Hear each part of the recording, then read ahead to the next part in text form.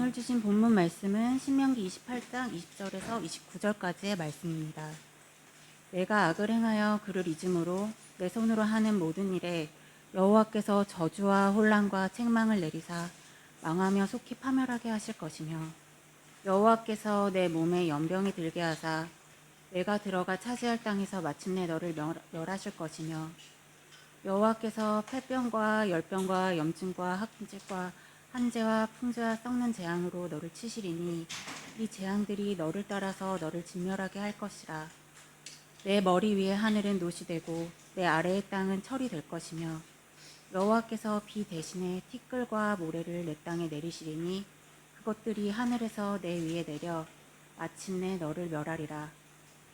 여호와께서 내 적군 앞에서 너를 패하게 하시리니 내가 그들을 치러 한 길로 나가서 그들 앞에서 7길로 도망할 것이며 내가 또 땅의 모든 나라 중에 흩어지고 내 시체가 공중의 모든 새와 땅의 짐승들의 밥이 될 것이나 그것들을 쫓아줄 자가 없을 것이며 여호와께서 애굽의 종기와 치질과 계열병과 피부병으로 너를 치시리니 네가 치유받지 못할 것이며 여호와께서 또 너를 미치는 것과 눈 머는 것과 정신병으로 치시리니 맹인이 어두운 데에서 더듬는 것과 같이 내가 백주에도 더듬고 내 길이 형통하지 못하여 항상 압제와 노략을 당할 뿐이리니 너를 구원할 자가 없을 것이며. 아멘. 예, 사실은 아멘이 잘 나오지 않는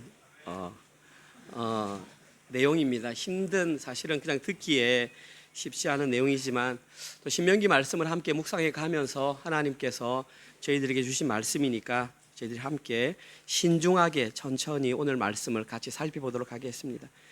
지난주 주일 예배를 마친 이후에 저희 교회에 속한 어떤 청년으로부터 이런 질문을 받았습니다. 목사님은 늘 하나님이 절대 주권을 가진 분이라고 설교를 하시는데 목사님 말씀에 의하면 저희들이 기도하는 것은 아무 소용이 없는 것이 아닙니까? 왜냐하면 어차피 절대 주권을 가지셨기 때문에 저희들이 기도를 해도 기도를 하지 않아도 결과는 하나님의 뜻대로 정해져 있는 것이 아닙니까? 라는 질문이었습니다. 그리고 그 질문을 했던 이유는 뭐냐 하면 제가 우리 전체 카톡방에다가 이강인 집사님을 위한 기도를 올렸을 때 이제 그 질문이 나왔습니다. 과연 우리가 그 얼굴도 모르는 그분을 위해서 기도하는 것이 어떤 상관이 있겠느냐라는 질문이었던 것 같습니다. 여러분들의 생각은 어떻습니까? 만약에 누군가 그 카톡방을 읽고 여러분에게 개인적으로 질문을 한다면 여러분들의 자녀가 여러분들에게 엄마 아빠 이런 거 아니에요 라고 질문한다면 무엇이라고 대답해 주시겠습니까? 저는 개인적으로 신앙생활을 하면서 이런 의문을 갖는 것은 아주 바람직한 현상이라고 생각합니다. 의문을 갖는다는 것은 들었다는 말이고 들어서 생각을 했다는 말이기 때문입니다. 그러나 아직까지 여기에 대한 정확한 답을 내리지 못했다라는 결론인데 저는 그 청년이 한 가지 오해를 한 것이 있다고 생각합니다. 그 오해는 바로 하나님에 관한 올바른 지식입니다. 하나님은 절대 주권을 가지신 분이 틀림없습니다. 하나님은 전능하신 하나님입니다. 하나님은 어떠한 경우에도 무소부지하시며 전지전능하시며 절대 주권을 가지신 분이 맞습니다. 그런데 하나님께서 그 절대 주권을 가지셨다고 해서 결코 그 절대 주권을 자기 마음대로 함부로 사용하시는 분이 아닙니다. 하나님은 그 절대 주권을 언제 사용하시냐면 하나님의 나라가 확장되는 곳에, 다시 말해서 믿지 않는 자들이 주께로 돌아오는 곳에, 구원이 일어나는 곳에 그 절대 주권을 사용하신다는 것입니다. 성도라고 하는 존재는 살아서도 하나님 나라를 소유할 수 있는 존재입니다. 우리가 이 땅에 육신을 가지고 살면서도 우리는 여기서 하나님 나라를 누리며 살 수 있는 존재입니다. 뿐만 아니라 성도는 죽어서도 하나님 나라를 사는 자들이 성도입니다.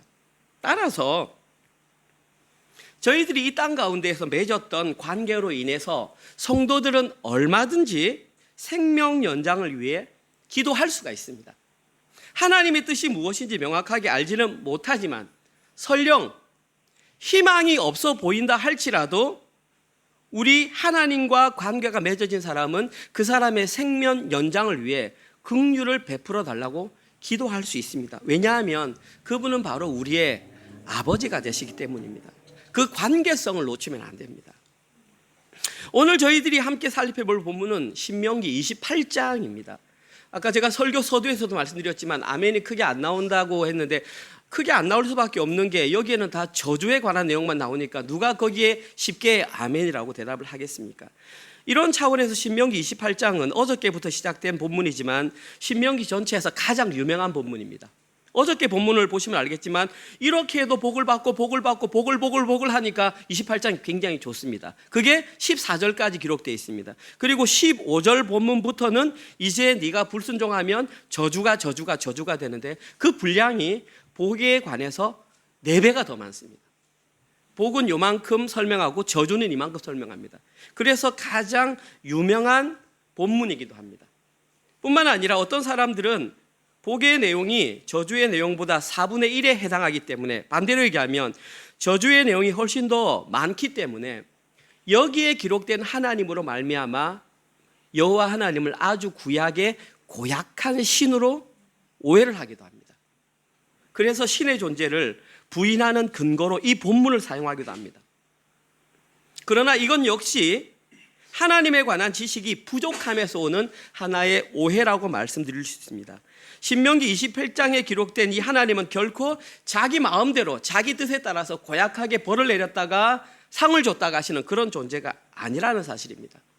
지금까지는 그렇게 배웠을 수도 있습니다. 그러나 저희 은혜로 장로교회에서 불과 얼마 전에 욥기서 말씀을 묵상했을 때에 욥기서의 결론이 이해하지 못하는 고난이 닥칠 수 있다. 다시 말해서 모든 상황을 인과응보적으로 해결할 수 없다라는 것을 배웠습니다. 자, 그러면 그 배웠던 것을 신명기에도 그대로 적용할 수 있습니다.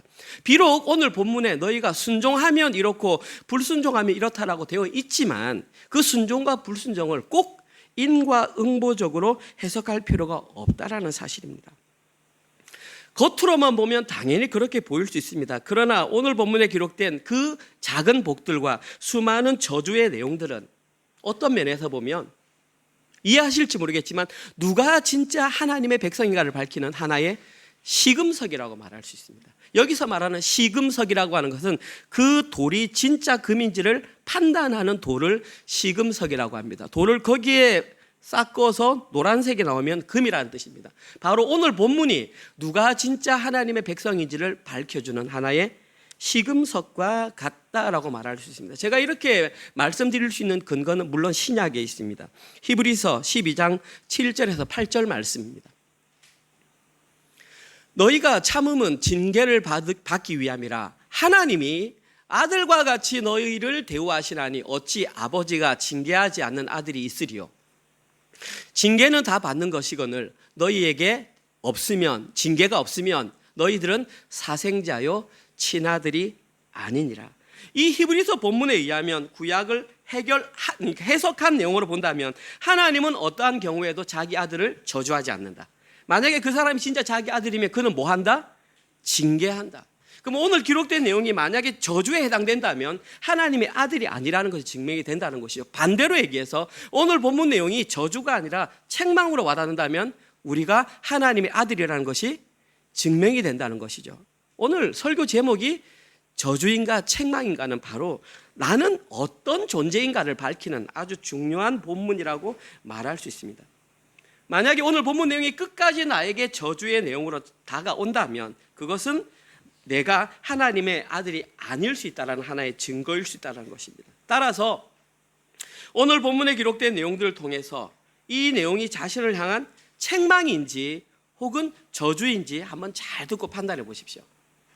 그리고 오늘 본문의 내용이 만약에 자신에게 책망의 내용 혹은 징계의 내용으로 다가온다면 현실의 삶이 아무리 고달프고 힘들다 할지라도 묵묵히 그 과정을 잘 걸어가서 하나님의 자녀의 삶을 우리의 모습으로 드러내야 합니다. 나중에 결론적으로 말하겠지만 그 삶은 여호와를 경외하는 것이고 약한 자를 보호하는 것입니다. 먼저 오늘 본문에 기록된 저주인과 책망인가와 관련된 첫 번째 내용 주보에 보시면 대상자라고 나와 있습니다. 자, 그럼 누군가에게는 저주로 누군가에게는 책망으로 다가오는가 한번 잘 객관적으로 한번 살펴보십시오. 오늘 본문 내용 28장 15절에서 19절 내용입니다.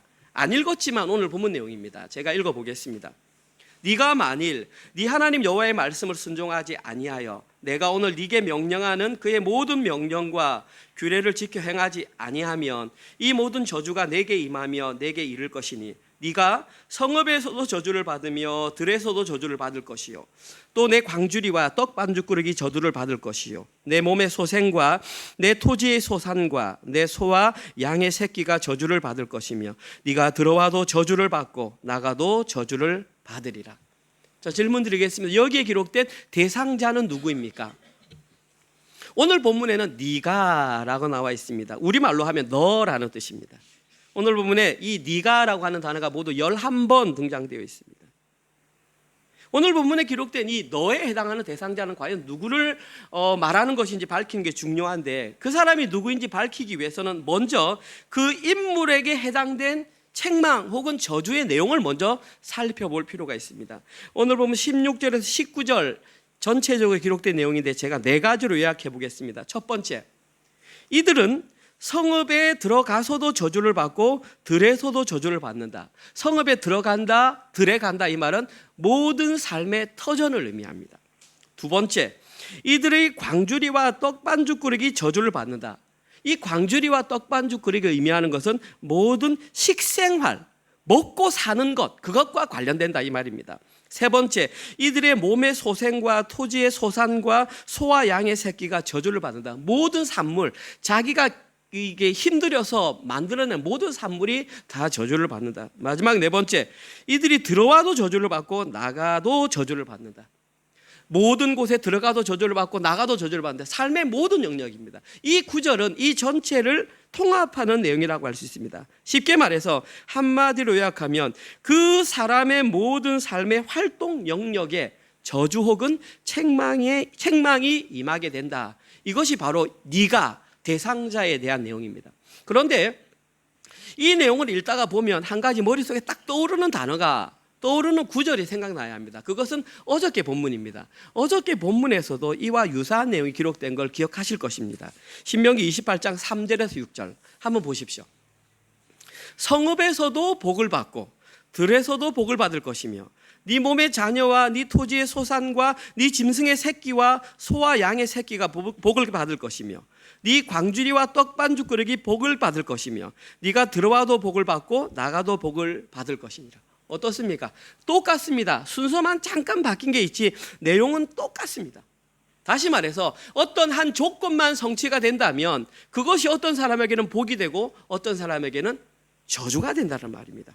대상자는 큰 변화가 없다는 것입니다. 그 사람이 그것을 경험했느냐 경험하지 못했느냐, 취득했느냐 취득하지 못했느냐에 따라서 복과 저주가 결정된다는 것입니다. 그런데 만약에, 이건 진짜 만약입니다, 어떤 한 존재가 있습니다. 그 모든 일을 다 해결할 수 있는 한 존재가 있는데 그 존재가 이 땅에 살아가는 모든 사람들을 사랑해서 그들과 같은 형태의 몸을 입고 와서 그들이 지켜야 할 모든 것들을 다 지켜내고 대신 죽은 존재가 있다고 상상 한번 해봅시다. 그럼 만약에 그 사람이 그 모든 것을 다 이루었다면 그것을 믿는 사람은 그것을 다시 행할 필요가 없다라는 것입니다. 여러분들이 이미 너무나 잘 알고 있는 십자가 복음, 구원의 진리가 바로 그것입니다. 쉽게 말해서 그런 자들에게는 오늘 본문에 기록된 내용은 저주가 아니라 그들에게만 오직 오늘 본문 내용이 책망이 된다는 사실입니다. 오늘 설교 제목입니다. 저주인가 책망인가? 대상자 어떤 사람에게는 저주이고 어떤 사람에게는 책망인가? 그러면 사실 이것을 우리는 신약으로만 해석할 수 있는데 그렇지 않습니다. 저희들이 읽고 있는 신명기 복음에도 명확하게 이것이 명시되어 있었는데 그동안 우리는 간과하고 지냈습니다. 어떤 자들이냐면 이들이 바로 신명기 27장 9절과 10절에 나와 있는 자들입니다. 한번 여러분 눈으로 확인해 보십시오. 모세와 레위 자손들이 온 이스라엘에게 말하여 이르되, 들어보십시오. 이스라엘아 잠잠하여 들으라. 오늘 네가 네 하나님 여호와의 백성이 되었으니 그런즉 네 하나님 여호와의 말씀을 청종하여 내가 오늘 네게 명령하는 그 명령과 규례를 행할지니라. 다 알고 있는 내용 아닌가요? 아니고요. 여기서 가장 중요한 것은 순서입니다. 첫 번째, 하나님께서는 이들을 누구라고 부르셨냐 하면 이들의 이름을 이스라엘이라고 불러주셨습니다. 그리고 두 번째, 이들의 신분이 뭐냐 하면 너희들은 하나님의 백성이 된 자들이다. 자, 너희들의 이름은 이스라엘이고 너는 하나님의 백성이 되었어. 그러니까 다음 절에 뭘 하라? 나의 이 모든 규례와 명령을 지켜야 한다. 이 순서가 중요합니다. 하나님께서는 구약에서도 이미 그 순서를 알려주셨습니다. 그런데 유대인들은 오해하죠. 뭐라고? 내가 이것을 지키고 순종하면 하나님이 백성이 되게 해주겠다라고 율법을 오해하고 하나님을 오해하고 고약한 신으로 저주한다라는 것입니다. 구약에도 이미 십자가 복음의 진리는 명확하게 명시되어 있습니다. 다시 한번 너희들의 이름은 이스라엘이다. 너는 하나님의 백성이 되었다. 그러니까 내 말을 듣고 순종해라. 이것이 순서라는 것입니다.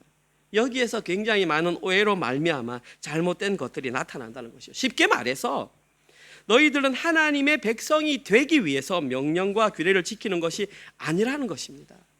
이스라엘 백성들은 여기서 오해함으로 말미암아 그들이 돌이킬 수 없는 안타까운 상황까지 되었습니다. 그리고 이 실패로 말미암아 결론적으로 들어가면 이 내용은 뭐냐 하면 내가 너의 주인이다. 이것을 이미 선포하고 있는 것입니다. 그러나 구약 시대의 이스라엘 백성들, 심지어 예수님께서 그 땅 가운데 오셨을 때에 존재했던 바리새인들은 이 진리를 깨닫지 못했던 것입니다. 이들이 이렇게 하나님의 백성이 된 자들은 이제 하나님의 백성이 되었으니까 설령 그들이 연약함과 부족함으로 말미암아 명령과 규례를 온전히 행하지 못한다 할지라도 그들에게는 저주가 내리지 않습니다. 히브리서 기자가 그랬잖아요.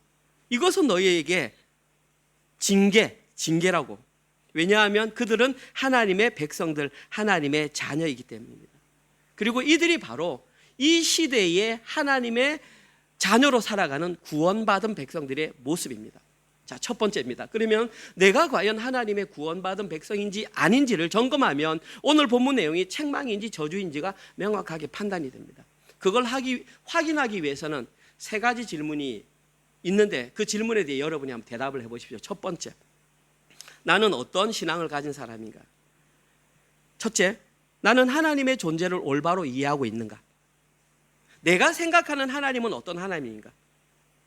구원받은 성도가 알고 있어야 할 하나님의 가장 올바른 관계는 창조주 하나님, 나의 아버지입니다. 나는 창조주 하나님, 나의 아버지를 명확하게 알고 있는가? 그리고 그분과 아버지와 자녀의 인격적인 관계에 놓여 있는가? 이걸 한번 확인해 보시면 됩니다. 하나님을 진짜 자신의 아버지로 알고 있는 사람은 결코 하나님을 구약의 고약한 신으로 오해할 수가 없습니다. 냉정하게 한번 질문해 보십시오. 두 번째, 나는 나 자신의 모습을 어떻게 이해하고 있는가? 이때에 대답을 내릴 수 있는 가장 중요한 대답은 나는 하나님의 피조물이다. 두 번째, 예수 그리스도를 나의 구주로 만나기 전에 나는 완전히 부패하고 가능성이 없는 자였다. 심지어 그가 어저께 태어난 갓난 아이라 할지라도 그는 죄인일 수밖에 없다. 왜냐하면 원죄를 가지고 태어났기 때문에. 그리고 자신의 존재를 이렇게 인정하는 그 사람만, 나는 철저하게 죄인이었구나 라고 인정하는 사람만 그의 입을 통해서 구원자의 필요성을 느끼게 되는 것입니다. 세 번째 질문입니다. 그렇다면 나는 예수님의 십자가 복음을 정확하게 이해하고 있는가? 예수님의 십자가 복음을 정확하게 이야기해서는 예수님의 성육신과 예수님의 대속과 예수님의 부활을 명확하게 이해하고 있어야 합니다. 그러나 여기에 대해서도 또 다른 질문이 필요합니다. 이것을 아는 것만으로는 충분하지 않다고 제가 몇 주에 걸쳐서 말씀드립니다. 나 예수님이 교회 생활 모태신앙으로 태어났다. 12월 25일 되면 성탄절, 부활절 되면 예수님의 부활, 그거 못 들은 사람이 어디 있겠어요. 중요한 건 그것을 이론적인 지식으로 아느냐, 역사신앙입니다. 그거로는 구원이 충족되지 않으라는 것입니다. 두 번째, 부모님이 교회 오니까 나도 교회 따라와서 헌신 봉사한다. 현세신앙, 종교 행위로 구원이 없다는 것입니다. 세 번째, 몸이 아팠는데 어떤 기도원에 갔는데 기도하고 하다 보니까 아픈 게 나았다. 기적을 체험했다. 그것조차 구원의 신앙이 아니라는 것입니다. 그것으로는 우리의 구원을 확신할 예수님의 십자가 복음을 명확하게 알고 있다고 증명할 수 없다는 것입니다. 구원의 신앙은 역사신앙이나 현세신앙이나 기적신앙을 의미하는 것이 아님을 확실하게 알아야 됩니다. 그러면 구원의 신앙을 가진 사람들의 증거는 무엇이냐? 현실의 삶을 통해서 자기 부인이라는 열매를 맺어야 합니다. 이것이 야고보서가 말했던 행함이 있는 믿음이고, 이 행함이 있는 믿음을 가진 사람에게 나타나는 가장 명확한 증거 현상이 뭐냐 하면 주인이 바뀌었음을 인정합니다. 그 전까지는 내가 내 인생의 주인이었는데 이제는 예수님이 진짜 나의 주인이시구나 라고 바뀐 것을 인정하는 것입니다. 이렇게 자신이 주인이 바뀐 자들은 그때부터는 이제 누가 시키지 않아도 자기 스스로 주인이 바뀌었기 때문에 스스로의 삶으로 거룩하게 살아가려고 몸부림치게 되어 있다는 것입니다. 그리고 개혁주의에서는 이러한 과정을 성화의 과정을 걷는다, 그렇게 말을 하고 있습니다. 사랑하는 성도님들은 제가 방금 질문드린 세 가지 질문에 어떻게 대답하시겠습니까? 만약에 여기에 대해서 명확하게 대답할 수 있다면 오늘 본문에 기록된 내용은 여러분에게는 적어도 저주가 아니라 책망이라는 사실입니다. 오늘 본문의 두 번째 내용입니다. 오늘 본문의 두 번째 내용은 첫 번째 내용보다 조금 더 심각한 내용입니다. 책망인가 저주인가에 대한 결과물입니다. 이 결과물은 사실은 두 번 다시 읽기도 조금 부담스러운 그런 내용인데 제가 다시 한번 읽어보겠습니다. 결과물은 다시 세 가지로 나누어집니다. 첫 번째 부분은 20절에서 24절입니다. 다시 읽어보겠습니다. 네가 악을 행하여 그를 잊음으로 네 손으로 하는 모든 일에 여호와께서 저주와 혼란과 책망을 내리사 망하며 속히 파멸하게 하실 것이며 여호와께서 네 몸에 연병이 들게 하사 네가 들어가 차지할 땅에서 마침내 너를 멸하실 것이며 여호와께서 폐병과 열병과 염증과 확질과 한재와 풍재와 썩는 재앙으로 너를 치시리니 이 재앙들이 너를 따라서 너를 진멸할 것이라. 네 머리 위에 하늘은 노시 되고 네 아래의 땅은 철이 될 것이며 여호와께서 비 대신에 티끌과 모래를 이 땅에 내리시리니 그것들이 하늘에서 내 위에 내려 마침내 너를 멸하리라. 여기에 기록된 첫 번째 결과물을 한 단어로 요약한다. 그러면 저는 이렇게 요약하고 싶습니다. 반드시 멸망한다. 반드시 멸망한다. 하나님께서는 어떤 수단과 방법을 사용하시더라도 저주에 해당하는 자들에게는 반드시 멸망시키겠다고 말씀하셨습니다. 첫 번째 20절에 저주와 혼란과 책망으로 멸망시키겠다고 했습니다. 이 세 단어 가운데 특별히 살펴보고 싶은 것은 혼란이라는 단어입니다. 왜냐하면 저기 혼란이라고 하는 단어가 메후마라고 하는 단어인데 이 단어가 원래는 이스라엘 백성들에게 사용되는 것이 아니라 하나님께서 진멸하라고 명령하셨던 가나안 7족속에게 명령하셨던 단어가 저 단어입니다. 신명기 7장 23절 하나님이 명령하셨습니다. 네 하나님 여호와께서 그들을 내게 넘기시고 그들을 크게 혼란하게 하여 마침내 진멸하시고, 여기에 기록된 혼란하다라는 단어가 가나안 백성들에게 사용되던 것이 이스라엘 백성들, 저주받을 자들에게 그대로 사용하셨다라는 말씀입니다. 그러한 혼란으로 대면되는 소란과 파멸을 피할 수 없게 하신다. 그 결과 21절과 22절에서는 입에 담기도 힘든 너무나 두려운 그런 질병들, 연병, 폐병, 열병, 염증, 학질, 한재, 풍재, 썩는 재앙으로 진멸당하게 될 것이다. 참 듣기에 굉장히 거북스러운 내용입니다. 그런데 우리가 잊지 말아야 할 단어가 있습니다. 그것이 뭐냐면 22절 후반부에 기록된 너를 따라서라고 하는 단어입니다. 여기에 기록된 너를 따라서라는 단어의 의미는 뒤따르다, 추격하다, 괴롭히다. 다시 말해서 전쟁터에서 우리 군사가 상대방의 군사를 끝까지 따라가서 추격해서 완전히 섬멸시킬 때 사용하는 단어가 너를 따라서입니다. 그러니까 그냥 한번 스쳐 지나가는 것이 아니라 저주에 해당하는 자들은 끝까지 추적해서 그들이 이러한 질병으로 죽게끔 하겠다라는 무시무시한 말입니다. 마지막으로 여기서 끝이 아니라 그들에게는 자연재해까지도 발생한다. 23절과 24절에서 이런 말이 나옵니다. 하늘이 노시되고 땅이 철이 된다. 여러분 한번 생각해 보시죠. 하늘이 노시 되고 땅이 철이 된다. 노시라는 것은 황금빛이죠. 하늘을 봤는데 태양밖에 없어. 구름 한 점 없어. 땡땡땡 쳐서 몇 날이고 며칠이고 비가 한 방울도 안 내려. 그 결과 땅을 보니 바닥이 뜨거워져서 마치 철이 뜨거운 것처럼, 지금 이 시대에 아스팔트가 뜨거운 것보다 훨씬 더 뜨거운 것처럼 바닥이 완전히 바싹바싹 말라버린다. 만약에 여기가 이집트 같으면 상관없습니다. 왜냐하면 거기는 나일강이 흐르기 때문에 그 강물을 끌어들여서 녹사를 지을 수 있지만 이스라엘이 살아가는 그 땅은 하늘에서 비가 내리지 않으면 살아갈 수 없는, 오직 천수답으로만 살아갈 수 있는 지역이기 때문에 하늘이 노시되고 이 땅이 처리된다고 하는 것은 살아갈 수 있는 기반이 완전히 파괴되었다. 먹고 사는 모든 기반이 다 파괴된다. 지금 그 말을 하는 것입니다. 이것이 이들에게 내리는 첫 번째 재앙. 반드시 멸망할 것이다. 두 번째 그들을 향한 저주는 25절에서 29절입니다.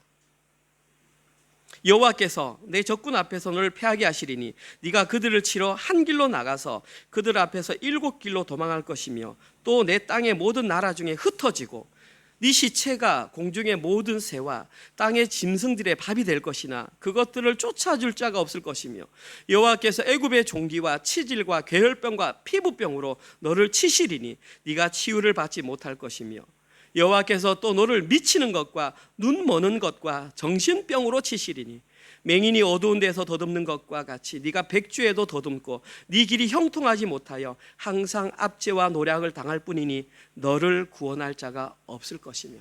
저는 이 두 번째 결과물에 대한 제목을 뭐라고 정하고 싶냐면 구원할 자가 없다 이렇게 정하고 싶습니다.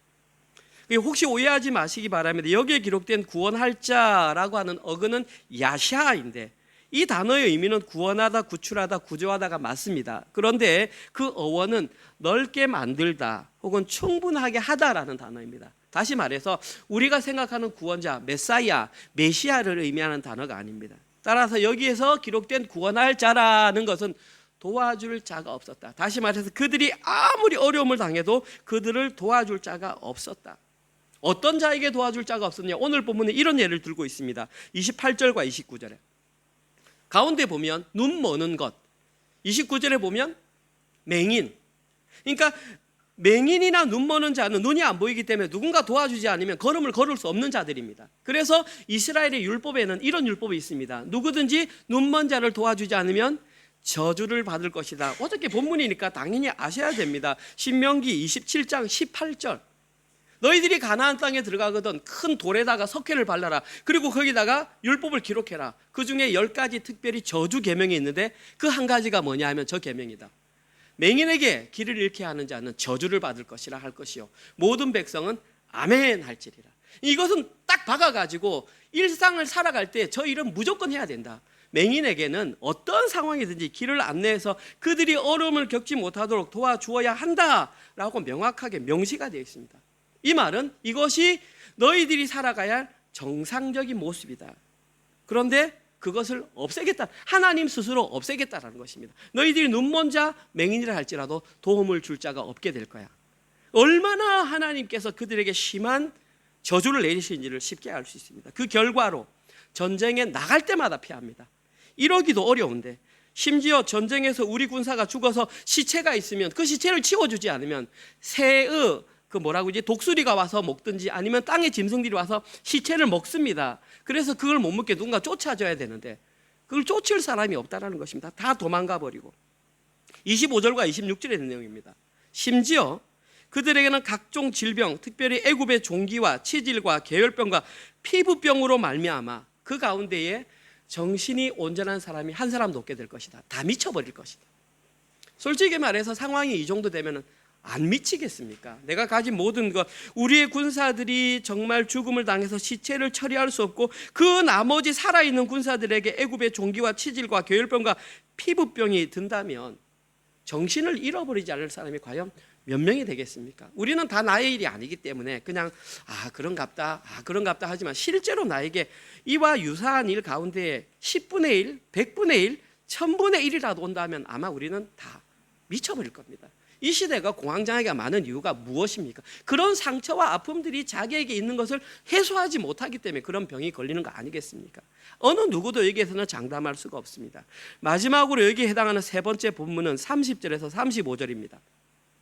네가 여자와 약혼하였으나 다른 사람이 그 여자와 같이 동침할 것이요 집을 건축하였으나 거기에 거주하지 못할 것이요 포도원을 심었으나 네가 그 열매를 따지 못할 것이며 네 소를 네 목전에 잡았으나 네가 먹지 못할 것이며 네 나귀를 네 목전에서 빼앗겨도 도로 찾지 못할 것이며 네 양을 원수에게 빼앗길 것이나 너를 도와줄 자가 없을 것이니 같은 단어 구원할 자입니다. 네 자녀를 다른 민족에게 빼앗기고 종일 생각하고 찾음으로 눈이 피곤하여지나 네 손에 힘이 없을 것이며 네 토지 소산과 네 수고로 얻은 것을 네가 알지 못하는 민족이 먹겠고 너는 항상 압제와 학대를 받을 뿐이니 이러므로 네 눈에 보이는 일로 말미암아 내가 미치리라. 또 나옵니다. 여호와께서 내 무릎과 다리를 쳐서 고치지 못할 심한 종기를 생기게 하여 발바닥에서부터 정수리까지 이르게 하시리라. 이것이 저주에 대한 세 번째 부분입니다. 저는 이 세 번째 부분을 한마디로 일상에서 누리는 기쁨의 상실이라고 생각합니다. 저희들은 너무나 평안한 시대를 살아가기 때문에 우리들이 일상에서 누리고 있는 이 기쁨이 얼마나 큰지를 잘 모릅니다. 그런데 한 가지 방법이 있습니다. 이것을 빼앗겨 버리면, 구속당해 버리면 일상의 기쁨이 얼마나 큰지를 잘 압니다. 그런 일이 있으면 안 되겠지만 나쁜 짓을 해서 감옥에 들어가면 가장 아픔이 뭐냐 하면 거기에 갇혀 있기 때문에 우리가 누렸던 일상들을 아무것도 못 누리는 것이 그들에게 가장 큰 벌인 것입니다. 그런데 우리가 너무나 누리고 있기 때문에 그것을 잘 모르는데 이 일상에서 누리는 벌 또한 이들에게는 엄청난 벌로 다가올 것입니다. 가장 먼저 오늘 본문의 30절에 기록된 내용은 저희들이 여러 번 다루었던 내용입니다. 그렇지만 한 번 더 반복하겠습니다. 신명기 20장 5절에서 7절에 이 내용을 풀어서 설명하고 있습니다. 신명기 20장 5절, 책임 있는 자들은 백성에게 말하여 이르기를 새 집을 건축하고 낙성식을 행하지 못한 자가 있느냐? 그는 집으로 돌아갈지니 전사하면 타인이 낙성식을 행할까 하노라. 포도원을 만들고 그 과실을 먹지 못한 자가 있느냐? 그는 집으로 돌아갈지니 전사하면 타인이 그 과실을 먹을까 하노라. 여자와 약혼하고 그와 결혼하지 못한 자가 있느냐? 그는 집으로 돌아갈지니 전사하면 타인이 그를 데려갈까 하노라. 이 내용은 어떤 내용이냐면 이스라엘 백성들이 전쟁에 참여했을 때 주신 율법입니다. 자, 전쟁에 참여한다. 그런데 이 자들은 돌아가라. 어떤 자들? 방금 말했던 세 가지. 돌아가라. 돌아가라. 돌아가라. 왜 이렇게 돌아갔냐 했냐면 여호와의 전쟁은 사람의 전쟁이 아니고 힘의 전쟁이 아니고 여호와의 전쟁이었기 때문입니다. 다시 말해서 사람의 많고 적음에 따라 결정되는 것이 아니라 여호와와 함께 하느냐 함께하지 않느냐로 전쟁의 승패가 결정되기 때문입니다. 그들에게 가장 중요한 것은 여호와가 너희와 함께 하느냐의 동행 여부입니다. 이러한 이유로 하나님께서는 오늘 본문에 기록된 것처럼 마땅히 일상의 기쁨을 누려야 할 자들이 집으로 돌아가라는 것입니다. 하나님께서는 그들이 누려야 할 일상의 기쁨을 인정해 주셨다는 것입니다. 사랑하는 성도님들 가운데 지금 어떤 일상의 기쁨이 주어져 계십니까? 마음껏 누리시기 바랍니다. 마음껏 즐기시기 바랍니다. 하나님께서 여러분에게 주신 복입니다. 여기에 아멘이 나와야 즐길 수 있는데 편하게 하십시오. 그런데 오늘 본문에서 저주에 해당하는 자들에게는 누구나 누릴 수 있는 그런 일상의 기쁨이 사라지게 된다는 것입니다. 가장 대표적으로 자녀들을 빼앗아 갈 것이고 그들의 소유물을 다 빼앗기게 될 것이고 소산과 수고한 모든 것을 이방 민족이 먹는 것을 그들의 눈으로 지켜보게 될 것이라는 것입니다. 다시 말씀드리지만 이것을 자기 눈으로 직접 본다고 생각하면 미치는 게 정상입니다. 그 미침의 고통이 어느 정도인지 머리부터 발끝까지 고칠 수 없는 심한 종기가 나서 너희들은 그런 고통으로 살아가게 될 것이다. 이 세 가지가 저주에 해당하는 자들이 느껴야 할 결과물인 것입니다. 사랑하는 성도님들은 제가 짧은 시간에 그들이 느껴야 할 결과물을 짧게 설명드렸습니다. 들어보신 소감이 좀 어떠십니까? 저는 이 설교를 준비하면서 참으로 무섭고 두렵고 너무나 비참하다라는 생각이 들었습니다. 그럼 오늘 본문이 우리에게 너희들은 이렇게 비참하니까 두려워해야 돼, 이걸 알려주기 위해서 기록했을까요? 그럴 수도 있겠죠. 그러나 저는 이렇게 생각합니다. 그것보다 더 비참한 게 뭔 줄 알아? 그것은 단지 겉으로 드러난 외형적인 결과물일 뿐이야. 진짜 비참한 것은 하나님과의 관계가 끊어지는 그 내면의 저주가 진짜 비참하다는 것을 저희들에게 외적인 현상으로 보여주는 것입니다. 그리고 오늘 본문이 저희들에게 진짜 알려주고 싶은 메시지는 너희들은 결코 여기에 해당하는 자들이 되어서는 안 된다라고 경고의 메시지로 우리에게 알리는 것입니다.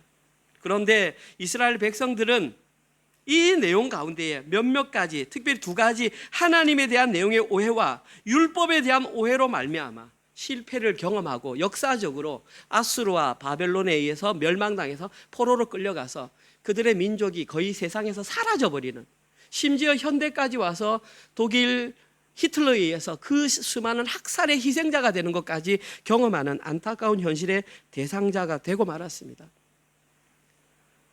일곱 집사 가운데 스데반은 그들이 당할 수밖에 없었던 결과를 이렇게 설명하고 있습니다. 사도행전 7장 51절에서 53절입니다. 여러분들이 한번 판단해 보십시오. 스데반이 그들에게 이렇게 설교했습니다.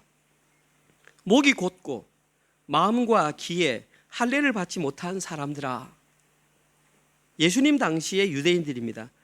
너희도 너희 조상과 같이, 이 말은 그의 조상들도 이들과 똑같은 모습이었다 이 말입니다. 항상 성령을 거스르는도다. 너희 조상들이 선지자들 중에 누구를 박해하지 아니하였느냐? 의인이 오시리라 예고한 자들을 그들이 죽였고 이제 너희는 그 어인을 잡아준 자요 살인한 자가 되나니, 여기에는 예수님을 죽였다라는 내용이 포함되어 있습니다. 53절 너희는, 함께 읽겠습니다. 시작. 천사가 전한 율법을 받고도 지키지 아니하였도다 하니라. 이들이 율법에 대해 오해한 것은 이것입니다. 천사로부터 율법을 받았음에도 불구하고 그것을 지키지 않았다. 제가 처음에 말씀드렸지만 지켜야 구원받는 것이야. 너의 이름은 이스라엘이야. 너희는 하나님의 백성이야. 그러면 너희들은 그 율법을 지켜야 해 라는 것을 받았으면서 여기에 대한 오해로 거꾸로 생각했습니다. 내가 이것을 열심히 지키면 내가 구원을 받을 수 있고 하나님의 백성이 될 거야 라고 생각했던 것입니다. 이것을 알고 있었던 스데반은 그 당시 유대인들에게 명확하게 그들에게 진리를 선포했습니다. 스데반 집사는 그들의 그 당시 이스라엘 상태가 무엇인 줄 알고 있었고 진리를 그들에게 담대히 선포했습니다. 제가 다시 한 번 더 요약해 보겠습니다. 스데반이 요약했던 핵심 내용은 53절입니다. 너희들은 율법을 받고도 지키지 않았다. 이스라엘 백성들은 당연히 그 소리가 듣기 싫었고, 왜냐하면 자기들은 율법을 잘 지키고 있다고 생각했으니까, 제사 잘 드리고 11조 내고 종교 행위로서 그 모든 것을 다 커버하고 있다고 생각했으니까 스데반이 미웠고 그 자리에서 돌을 들여서 스데반을 죽여버렸습니다. 그 옆에 있던 그 총책임자가 누구였냐면 바로 바울이었습니다. 근데 바울이 다메섹으로 가는 길에 성령을 통해서 하나님을 만나게 돼서 완전히 다른 사람으로 변했잖아요. 이런 역사들이 있을 때에 사람의 인생이 바뀌는 것입니다. 스데반이 한 역할이 있고 사도 바울이 한 역할이 있다는 것입니다. 스데반의 역할은 그들의 현실을 정확하게 알려주는 것이었습니다. 너희들이 지금 이런 상태에 있어. 너희들이 이 상태야. 계속 그 상태에 가면 이 저주가 너희 것이 될 것이야. 그러면 어떻게 해야 됩니까? 아, 이게 내 거구나. 아, 돌이켜야 되겠구나. 우리의 모습이 그거였구나 라며 살 수 있었는데, 네가 감히 내 자존심을 건드려? 내가 신앙생활 이렇게 해왔는데 내 신앙생이 잘못됐다고 지금 네가 말해? 너 죽어봐. 돌로 던져버렸죠. 그 스데반이 죽은 건 사실이지만 그 죽음으로 말미암아 오늘 본문에 기록된 저주가 모두 자기 것이 되었다는 것입니다. 자기들이 더 비참한 사람이 되었다는 것이죠. 그들이 행했던 율법 행위는 하나님의 마음을 제대로 반영한 것이 아니었습니다. 반대로 얘기하면 그들은 하나님과 율법을 오해하고 나름대로 지킴으로 말미암아 비참한 결과를 맞이하고 말았습니다. 참으로 안타깝죠. 여기서 끝나면 저희들도 안타깝습니다. 그런데 그 당시 스데반이 말했던 내용을 이스라엘 백성이 듣는 것이 아니라 이 자리에 앉아있는 우리들이 듣는다고 생각을 해봐야 됩니다. 하나님께서는 이 본문을 통해서 이 시대의 성도라고 하는 사람들에게 똑같이 선포하고 있는 것입니다. 너희들의 모습이 이와 유사하지 않니? 근데 만약에 너희들의 모습이 이스라엘 백성과 비슷하고 신앙 수준이 그와 똑같다면 오늘 본문의 내용은 책망이 아니라 너희들에게 저주로 갈 것이야. 이것이 두렵고 크게 와닿지 않느냐 이 말입니다. 나는 모태신앙으로 태어났기 때문에, 이런 직분을 가지고 있기 때문에, 교회에서 이런 생활을 하고 있기 때문에 예외일 거야. 과연 예외가 되겠냐라는 것입니다. 여러 번 반복하지만 역사신앙, 현세신앙, 기적신앙은 구원의 신앙이 아니라고 말씀드렸습니다. 자, 그러면 어떡합니까 이제? 예수님께서 그 문제를 해결해 주셨잖아요. 우리에겐 이런 믿음이 있습니다. 로마서 8장 3절과 4절입니다. 율법이 육신으로 말미암아 연약하여 할 수 없는 그것을 하나님은 하시나니, 아멘. 아멘을 언제 해야 될지 모르죠. 그 죄로 말미암아 자기 아들을 죄 있는 육신의 모양으로 보내어 육신의 죄를 정하사, 아멘. 성육신 얘기하잖아요. 육신을 따르지 않고 그 영을 따라 행하는 우리에게 율법의 용어가 이루어지게 하려 하심이니라. 아멘. 십자가 위에서 그 모든 율법을 다 들어주셨다라는 것이잖아요. 너희들이 이것을 믿느냐? 예수님께서 친히 인간의 몸을 입고 이 땅에 오셔서 우리의 구주가 되어주셔서 자신의 몸을 통해 십자가에서 살과 피를 찢으시며 이 모든 율법의 모든 것을 다 감당해 주셨다. 내가 이것을 믿는다. 그 사람에게는 이것이 저주가 아니라 책망이 된다는 것입니다. 그것을 한마디로 뭐라 그러냐? 유니온 크라이스트. 예수님과 내가 하나가 된 것이다. 이 믿음을 가진 사람에게는 그 어떤 저주도 절대 끊을 수 없다. 8장 30일 끝에 가면 사망이나 권세나 칼이나 뭐나 그 무엇도 끊을 수 없느니라. 그러면 그 사망이나 권세나 이럴 때마다 끔찍 놀라는 것이죠. 이 모든 것이 다 나에게 해당되는 것이었는데 예수님이 죽으심으로 나에게서 다 사라져 버렸구나. 아멘 할렐루야. 이것보다 더 기쁜 복음이 어디 있냐라는 것입니다. 이걸 듣고 살아가자는 건데 다 오해하죠. 아, 그럼 와서 이거 해야 되는구나. 아, 그럼 저거 해야 되는구나. 아, 짜증나. 하나님이란 분 다 몰라서 그런 얘기죠. 진리를 알고 복음을 바로 알게 되면 신앙생활을 바로 하지 않는 사람이 어디 있겠습니까? 이걸 알게 되는 사람이 할 수 있는 고백이 예수님이 없었으면 어쩔 뻔했어. 나 정말 큰일 날 인생이었구나. 그렇게 고백해야 된다는 것입니다. 현실의 삶에서 이런 고백을 하며 살아가는 그 사람들에게 오늘 본문은 저주가 아니라 책망이 되는 것입니다. 오늘 설교를 마무리하겠습니다. 사람과 사람 사이에서도 그 인간관계를 끊어버리는 가장 중요한 요인 중에 하나가 바로 오해입니다. 이와 마찬가지로 하나님과 사람 사이에서도 관계를 멀어지게 하는 가장 중요한 요인 역시 오해입니다. 제가 좀 전에 말씀드렸지만 몇 가지를 말씀드렸지만 성경에 등장하는 구약시대 이스라엘 백성들, 예수님 당시 이스라엘 백성들은 하나님이라는 존재와 율법에 대한 존재를 오해함으로 말미암아 하나님의 자녀가 될 수 있는 기회를 잃어버리고 말았습니다. 혹시 지금 이 자리에도 사랑하는 성도님들 가운데에 아직까지 하나님과 율법에 대한 오해를 가지고 계신 분이 만약에 계시다면 다른 모든 것 수습하시고 일단 그 문제를 먼저 해결하십시오.